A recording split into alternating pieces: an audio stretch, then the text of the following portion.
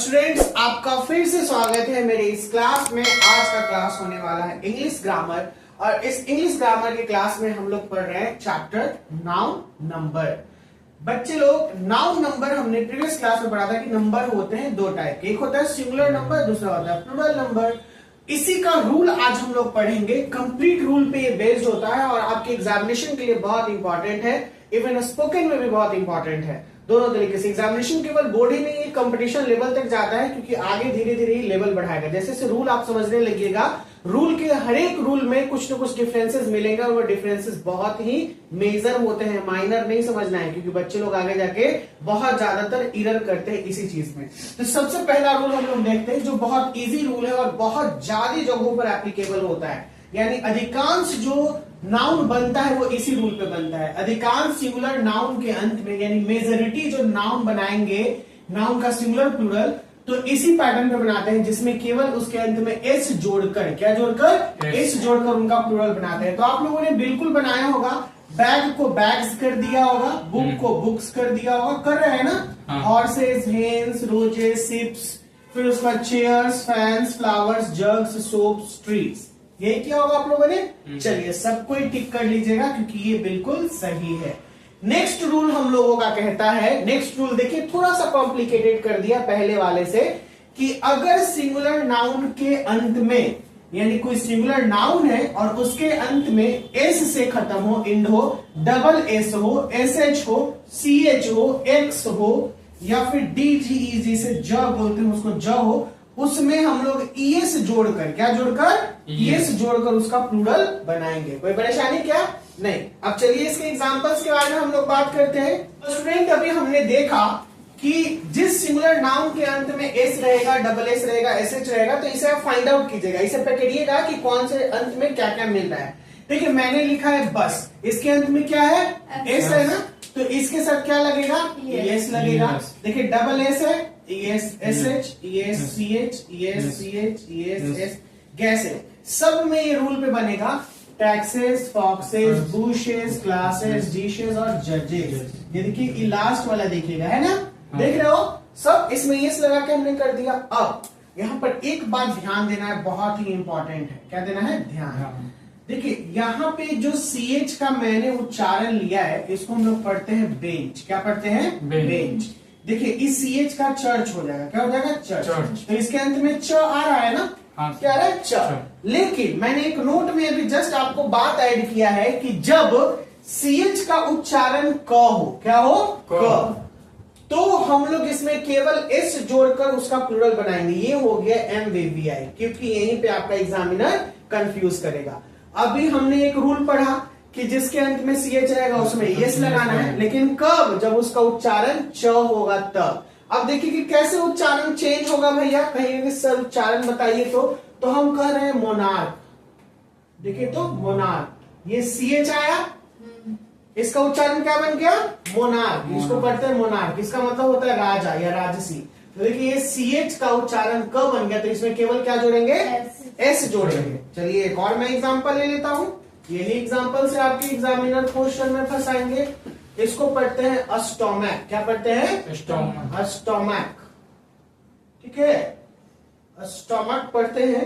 तो ये लास्ट वाला CH का उच्चारण क्या निकल के आया, क। जब का आएगा तो क्या लगाएंगे, केवल एस लगाएंगे। कोई परेशानी। तो ये दोनों लिख लीजिए, मोनार्क और अस्टोमैक। स्टूडेंट्स, रूल 3 कहता है कि अगर सिंगुलर नाउन के अंत में ओ रहे, तो देखिए यहाँ पे ओ है सिंगुलर नाउन के अंत में, और उसके अंत में कॉन्सोनेंट है, यानी इसके पहले वाले में, अंत तो है ही है, इसके पहले यानी ओ के पहले क्या है, कॉन्सोनेंट है। कॉन्सोनेंट है ना, कॉन्सोनेंट क्या होता है, A-E-I-O-U को छोड़कर जितने भी बचेंगे सब कॉन्सोनेंट हो जाएंगे।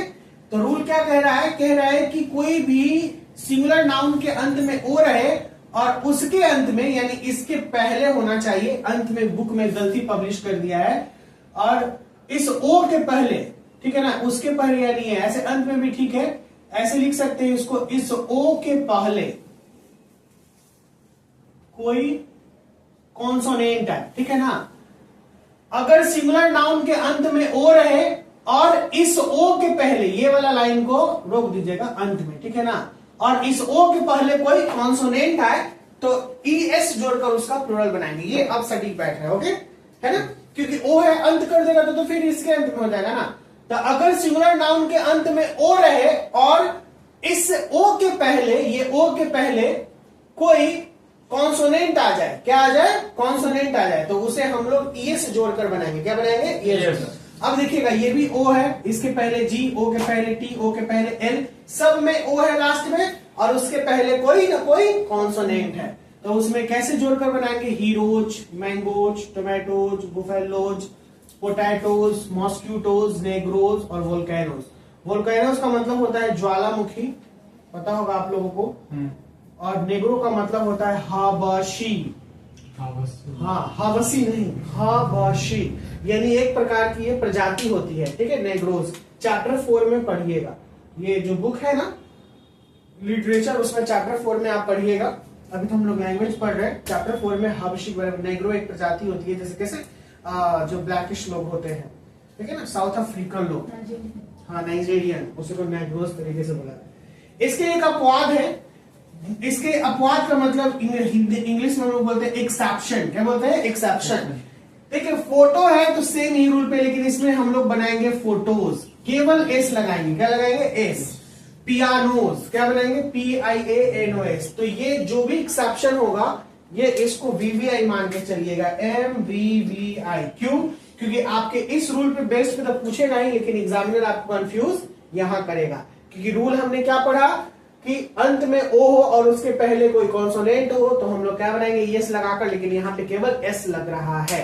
कोई दिक्कत, हमने आज 3 रूल पढ़ा। सबसे पहला रूल पढ़ा कि मैक्सिमम जो नाउन नंबर चेंज होता है वो केवल S लगाकर चेंज होता है।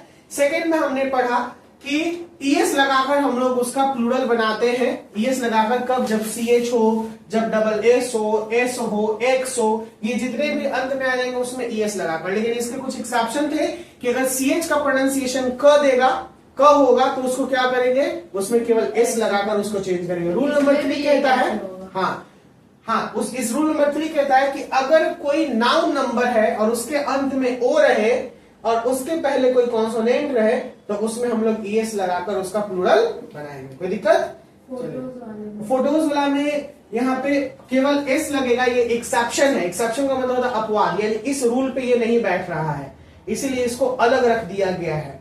कह रहा है कि फोटो अगर वर्ड में आए या फिर पियानो वर्ड में आए तो इसमें ES ना लगाकर केवल S लगाइएगा, तभी आपका सही होगा। ओके, फोटोज में ES नहीं लगता है, नहीं लगता है, आपने देखा होगा।